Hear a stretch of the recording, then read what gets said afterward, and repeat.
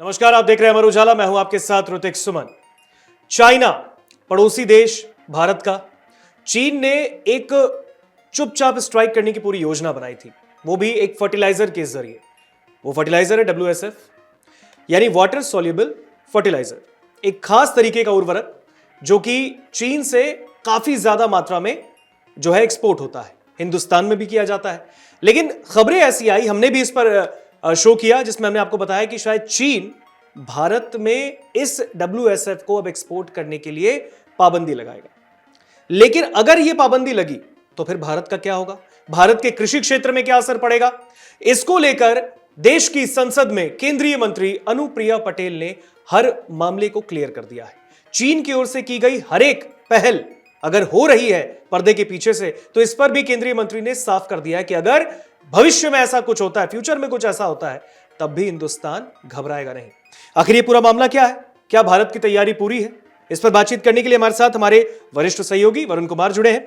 Varun ji, WSF को अगर export को चीन रोकता है, हमारे पास फिलहाल लिमिटेड स्टॉक है, लेकिन अगर WSF को रोकता है तो ऐसे में संसद के अंदर जो केंद्रीय मंत्री अनुप्रिया पटेल, उन्होंने साफ कर दिया, क्लियर कर दिया कि अगर ऐसा होता भी है तो हिंदुस्तान को फर्क नहीं पड़ेगा। आखिर क्यों नहीं पड़ेगा? क्या हिंदुस्तान की तैयारी पूरी है? क्या रोडमैप तैयार है? हम जानना चाहेंगे आपसे। जी ऋतिक, बिल्कुल ये संसद में रसायन एवं उर्वरक राज्य मंत्री अनुप्रिया पटेल ने एक बहुत महत्वपूर्ण जानकारी दी। उन्होंने बताया कि बेल्जियम, मिस्र, जर्मनी, मोरक्को और अमेरिका, यहाँ से भी जो WSF है इसकी आपूर्ति भारत करेगा। जो सप्लाई चेन है वो यहाँ से भी भारत लेगा, इन देशों से भी भारत जो है जो WSF है उसको लेगा। जब हम बात करते हैं कि कितना WSF इस्तेमाल किया गया, तो 2024 के दौरान देश में पानी में घुलने वाले उर्वरकों की वार्षिक खपत जो थी वो लगभग 3,35,000 लाख टन रही। और अनुप्रिया पटेल ने यह भी बताया कि उर्वरक कंपनियां अपने कारोबार के मुताबिक फॉस्फेटिक और पोटेशियम उर्वरकों का आयात करने के लिए स्वतंत्र हैं।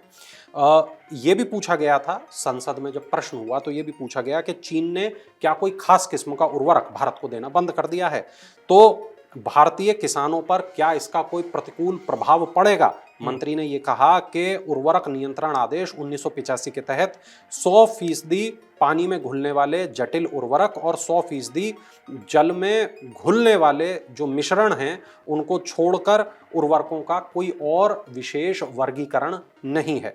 उन्होंने ये भी बताया कि पानी में जो घुलने वाले उर्वरक हैं इनका जो उपयोग है मुख्य तौर पर वो नकदी और बागवानी फसलें जो हैं उनके लिए किया जाता है, और इनमें से कोई भी उर्वरक सरकार की जो पोषक तत्व आधारित सब्सिडी है NBS जो है उस योजना के दायरे में आने वाला उर्वरक नहीं है, यानी सब्सिडी वाला उर्वरक नहीं है। यानी उन्होंने 2-3 बातें यहाँ बहुत महत्वपूर्ण कही। पहली बात तो उन्होंने ये कही कि जो WSF है 2024 में, फाइनेंशियल ईयर 2024 में उसकी खपत रही 3,35,000 टन। दूसरी बात ये कि भारत जो आयात करता है वो केवल चीन से नहीं करता, हमारी डिपेंडेंसी केवल चीन पर नहीं है, बेल्जियम, मिस्र, जर्मनी, मोरक्को, अमेरिका पर भी हमारी जो डिपेंडेंसी है वो उन देशों पर भी है। अगर चीन से ये उर्वरक नहीं आ सकेंगे तो इन देशों से हमें सप्लाई मिल जाएगी, कहीं कोई दिक्कत परेशानी नहीं होगी। उन्होंने इस बात को साफ कर दिया। दूसरी बात ये कि जो सब्सिडी जो खाद पर दी जाती है वो WSF पर नहीं दी जाती, सरकार ऐसी कोई सब्सिडी नहीं देती WSF पर, ये उन्होंने साफ कर दिया। ये भी बात यहाँ तक पता चल गई है कि जो चीन ने भारत को WSF निर्यात जो बंद किया है, बंद जैसा व्यवहार किया है, एग्जैक्टली बंद नहीं किया, तो जो निरीक्षण मंजूरी नहीं दी जा रही है जिसकी वजह से जो शिपमेंट है वो भारत में नहीं पहुंच पा रहे।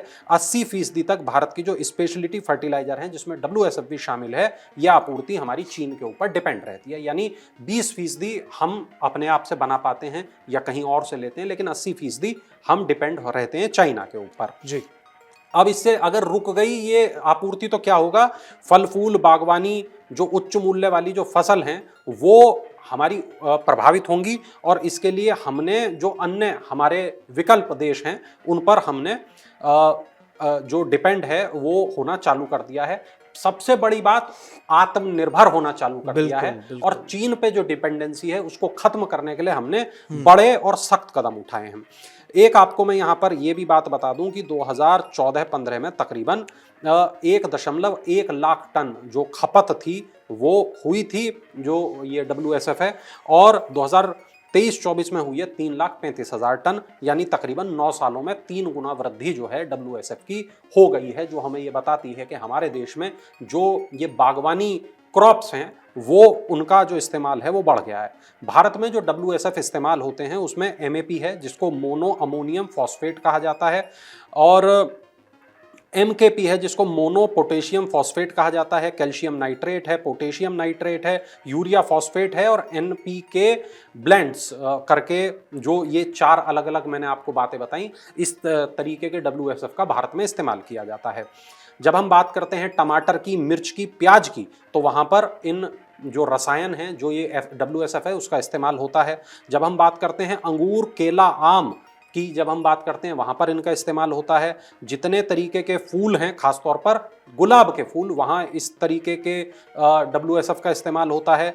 चाय, कॉफ़ी, मसाले, ग्रीन हाउस और पॉली हाउस की जो फसलें हैं वहाँ पर भी इसी तरीके के WSF का इस्तेमाल होता है।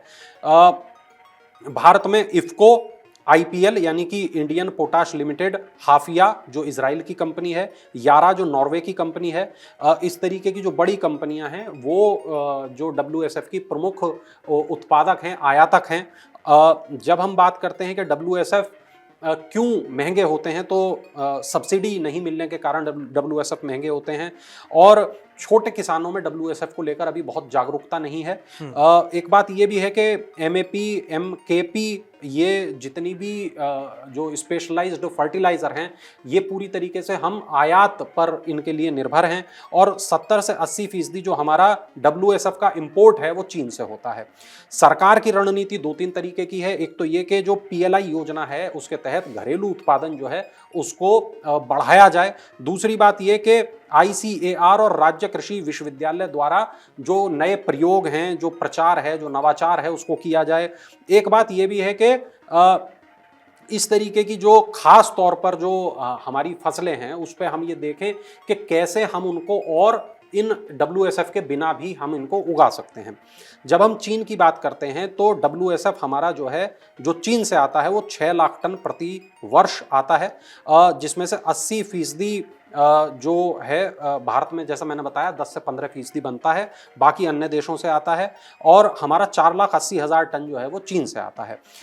भारत तकरीबन 1.5 लाख से 1,60,000 टन WSF जून से दिसंबर सीजन में चीन से आयात करता है। 2023-24 में हमारी जो कुल खपत रही वो 3,35,000 टन रही, जिसमें बड़ा हिस्सा चीन से आया। तो चीन ने एक काम ये किया कि जो निरीक्षण थे वो बंद कर दिए। एक CIQ डिले भारत की तरफ जो होता है वो बंद कर दिया, पूरा निर्यात एक तरीके से वो ठप कर दिया। SFIA की रिपोर्ट ये बताती है कि पूर्ण विराम जैसे हालात तकरीबन बन चुके हैं। अब आप ये समझिए कि जो हमारे पास में आ रहा था मोनो अमोनियम फॉस्फेट, हमारे पास कैल्शियम नाइट्रेट, हमारे पास पोटेशियम नाइट्रेट, ये तकरीबन हमारा बंद हो चुका है। और अब जो हम हमारी जो वर्तमान खर्च है उस पे हम एक तो नियंत्रण रख रहे हैं, दूसरा हम ये प्रयास कर रहे हैं कि इसको किस तरीके से बेहतर किया जाए। इसके लिए हम और क्या कर सकते हैं कि जो हमारे देश के किसानों को परेशान ना होना पड़े। हाल फिलहाल में एक हमने 2 कदम उठाए। पहली बात तो ये कि हम इस मामले में आत्मनिर्भर बनेंगे। दूसरा ये कि सऊदी अरब से हमारी एक बहुत बड़ी डील हुई है, अगले 5 सालों के लिए ये डील हुई है, और हमारे देश के किसानों को जो DAP है वो अगले 5 साल तक लगातार मिलता रहेगा। उसके लिए हमें चीन पर डिपेंडेंसी की हमारी जो जरूरत है वो पूरी तरीके से खत्म हो गई है। बिल्कुल। तो ये 2 काम हमने नए किए हैं। बाकी तीसरा जो महत्वपूर्ण काम है, जो दुनिया के अलग अलग देश हैं जहां WSF मिलता है, हम वहां से WSF मंगाएंगे और चीन के ऊपर अपनी ये डिपेंडेंसी पूरी तरीके से खत्म करेंगे। और ये बात आज सरकार ने संसद में भी साफ कर दी है। चलिए, बहुत बहुत धन्यवाद आपका, जिस तरीके से आपने जानकारी इस खबर को लेकर दी है। देखिए, WSF एक बहुत जटिल समस्या हो सकती थी भारत के लिए, लेकिन क्योंकि चीन ने कहीं ना कहीं एक्सपोर्ट पर पाबंदी लगाने के लिए पूरा रोड मैप तैयार कर लिया था, लेकिन जिस तरीके से बीते दिन जो अपनी केंद्रीय मंत्री हैं अनुप्रिया पटेल, उन्होंने सदन में इस बात को पूर्ण रूप से क्लियर कर दिया, साफ कर दिया कि जो देश के अन्नदाता हैं, किसान हैं, उन्हें घबराने की जरूरत नहीं है। यानी WSF अगर चीन हमें नहीं देता है तो फिर हमें उन पर डिपेंडेंट होने की भी जरूरत नहीं है। हमने पूरी तैयारी कर रखी है और पूरा जो रोड मैप है वो हिंदुस्तान का तैयार है। भारत आत्मनिर्भर था, है और रहेगा, किसी के ऊपर डिपेंडेंट नहीं रहेगा। आपको क्या लगता है इस खबर पर? कमेंट सेक्शन में जरूर बताइएगा। बहुत बहुत धन्यवाद। अगर आप ये वीडियो YouTube पर देख रहे हैं तो हमारे चैनल को सब्सक्राइब कर बेल आइकन दबाएं और Facebook पर देख रहे हैं तो हमारे पेज को लाइक करें।